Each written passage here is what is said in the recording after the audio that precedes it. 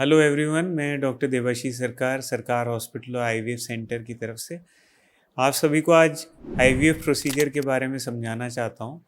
IVF procedure basically एक set of steps हैं जिसके ज़रिए से हम इस प्रोसीजर को करते हैं और एक सक्सेसफुल ट्रीटमेंट की तरफ बढ़ते हैं। ये शुरू होता है सबसे पहले ओपीडी विज़िट के बाद। ओपीडी विज़िट में हस्बैंड और वाइफ जब डॉक्टर साहब के पास आते हैं और उसके बाद अपने सारे इन्वेस्टिगेशंस कराते हैं, सारी अपनी हिस्ट्री देने के बाद उससे फिर डिसाइड किया जाता है किस तरह का आईवीएफ प्रोसीजर करना ठीक रहेगा। वो डिसाइड करने के बाद फिर एक डेट दी जाती है जिसके अकॉर्डिंगली जो पीरियड को पेशेंट के प्रोग्राम किया जाता है।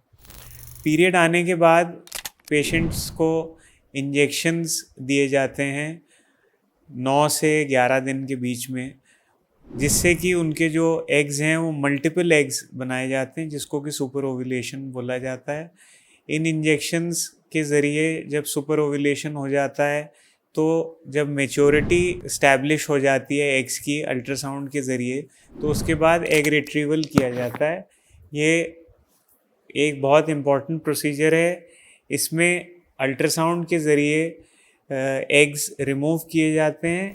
एग्स रिमूव करने के बाद जो हस्बैंड हैं उनका सैंपल लिया जाता है। सैंपल लेने के बाद जो एग्स और स्पर्म्स को कल्चर करके और इक्सी प्रोसीजर किया जाता है, जिसमें कि एग्स को स्पर्म से फर्टिलाइज़ किया जाता है। इक्सी करने के बाद जो एम्ब्रियो फॉर्म होता है उसको इंक्यूबेटर में रखते हैं। इंक्यूबेटर में रखने के बाद यूजुअली प्रेफर किया जाता है कि 5 डेज़ तक वो कल्चर हो। 5th डे पे जो एम्ब्रियोज़ को रिमूव करने के बाद इंक्यूबेटर से embryo transfer again under ultrasound guidance किया जाता है। तो ये आईवीएफ प्रोसीजर एक तरह से स्टेप बाय स्टेप मैंने आपको एक्सप्लेन किया। इसी तरह के और वीडियोस के लिए चैनल को हमारे लाइक और सब्सक्राइब कीजिए। Thank you.